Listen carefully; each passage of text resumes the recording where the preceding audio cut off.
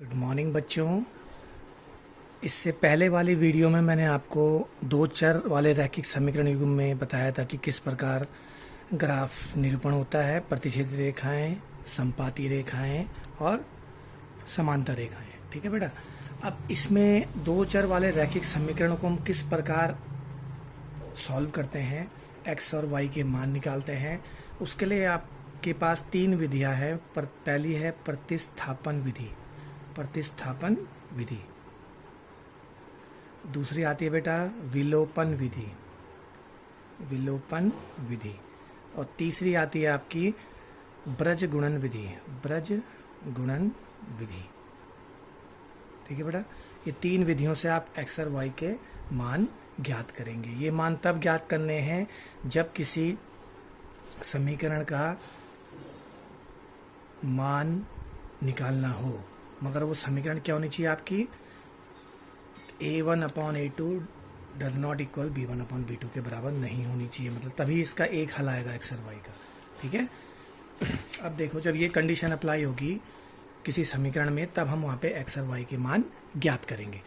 अब सबसे पहले आती है प्रतिस्थापन विधि। प्रतिस्थापन विधि में जैसे हमने एक समीकरण ले ली x plus y is equal to 14 और दूसरी कुछ भी ले ली x minus y is equal to 4। ठीक है बेटा। ये आपके पास दो चर वाली रैखिक समीकरण के युग्म आ गए। इसको लिख देंगे हम समीकरण 1 और इसको लिख देंगे समीकरण 2। क्लियर। अब देखिए, सबसे पहले प्रतिस्थापन विधि में ये ध्यान रखना है आपने कि जो आपको दी हुई समीकरण हैं उसमें से या तो समीकरण 1 ले लो या समीकरण 2 ले लो।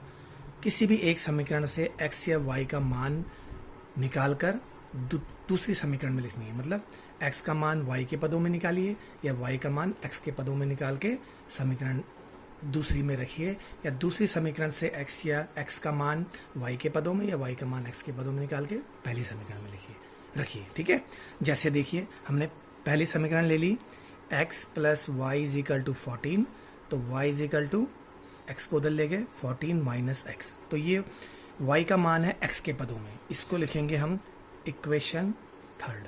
इसका मान कहाँ रख देंगे हम, क्योंकि हमने इसको समीकरण 1 से निकाला है, इसलिए इसका मान कहाँ रखेंगे, समीकरण 2 में। ध्यान रखना, जिस समीकरण से आप x और y के मानों को निकालोगे दूसरी समीकरण में रखना है। अब देखिए, दूसरी समीकरण है x minus y is equal to 14, y का मान रख देंगे यहाँ पे 14 minus x is equal to 4।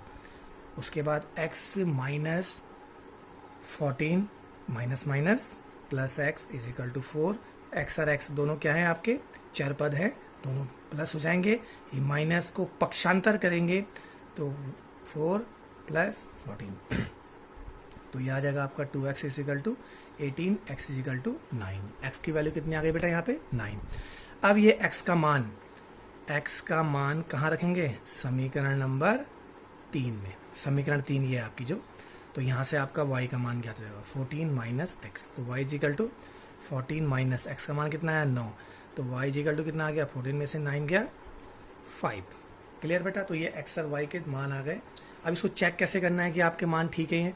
आप इन दोनों के मान किसी भी समीकरण में रखिए, आंसर आ जाएगा। देखो x प्लस वाई, एक्स का मान कितना है 9, y का मान कितना है 5, तो कितना आ गया 14, तो आ गया 14। या फिर सेकेंड क्वेश्चन में रखिए x का मान 9, y का मान 5, तो कितना आ गया आपका 4, आ गई समीकरण सेकेंड। तो इस प्रकार हम प्रतिस्थापन विधि से x और y के मान ज्ञात करते हैं।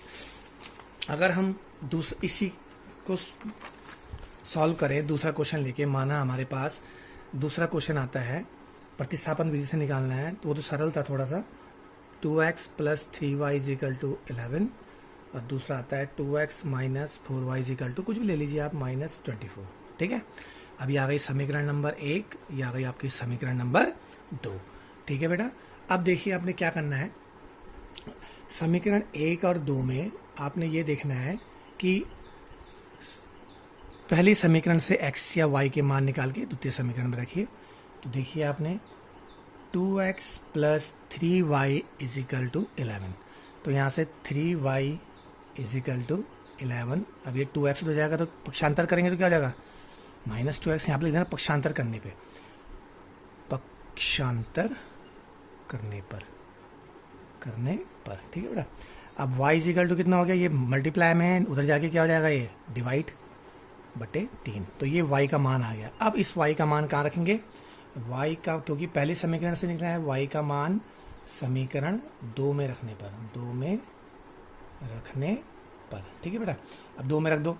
दूसरा क्या है, 2x minus 4y is equal to minus 24, अब यहाँ पे रख देंगे 2x माइनस 4, y का मान कितना है 11 minus 2x upon 3 is equal to minus 24। अब देखिए 2x, अब देखिए इसके नीचे क्या है 1, अब लासापा ले लेंगे हम 3, अब 3 दूनी 6, 6x आ गया, माइनस 3 एकम 3, 1 से गुणा हो जाएगा पूरा, 4 को अंदर गुणा करेंगे, 11 चक्को 44, माइनस माइनस प्लस, 4 दूनी 8x बराबर माइनस 24, ठीक है बेटा। 6 और 8 ये दोनों क्या होगा, आपके चर पद हैं, दोनों को प्लस, दोनों का आगे प्लस है तो प्लस आ गया, 6 और 8 14x माइनस 44, और ये जो भाग में है उधर जाके गुणा हो जाएगा, 24 गुणा गए 3, अब ये आ गया 14x बराबर 24 3 72, अब ये 44 उधर आगे क्या हो जाएगा, पक्षांतर करेंगे तो क्या हो जाएगा प्लस 44, क्योंकि माइनस था, तो 14x इजिकल टू माइनस 72 में से 44 गए तो कितना बचेगा आपके पास, माइनस 28, क्योंकि बड़े के आगे क्या है, माइनस का साइन है, तो माइनस प्लस होंगे माइनस, बड़े वाले का साइन आएगा। x इजिकल टू फिर गुणा था, उधर जाके भाग हो जाएगा, तो 14 दूनी 28, तो x का मान कितना आ गया माइनस 2। अब क्या करेंगे हम, x का मान समीकरण 3 में रखने पर, 3 में रखने पर ये थी आपकी समीकरण number 3। y is equal to 11 minus 2 गुणा गए माइनस 2, उसको ब्रैकेट में लिख देंगे क्योंकि माइनस का साइन है, बटे 3, y बराबर 11 माइनस माइनस माइनस प्लस 2 दूनी 4 बटे 3, तो ये आ गया आपका 15 बटे 3, 3 पंजे 15, तो y कितना आ गया आपका बेटा 5। क्लियर आ गया, ये y का मान आ गया और ये x का मान आ गया। अब इसको हम समीकरण 1 में रखें तो हमको पता लग जाएगा हमारा आंसर करेक्ट है। x का मान 2 हो गया, प्लस 3 गुणा गए y 5, कितना आना चाहिए 11, देखो 2 दूनी 4, 3 पंजे 15।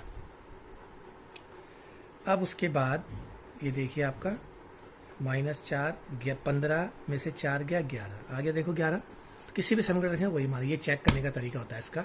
तो ये आपको प्रतिस्थापन विधि से x और y के मान ज्ञात करने, जब किसी के एक हल हो, अद्वितीय रूप से एक हल होगा, मतलब कंडीशन क्या होनी चाहिए, a1 upon a2 does not equal b1 upon b2, तभी आप x और y के मान ज्ञात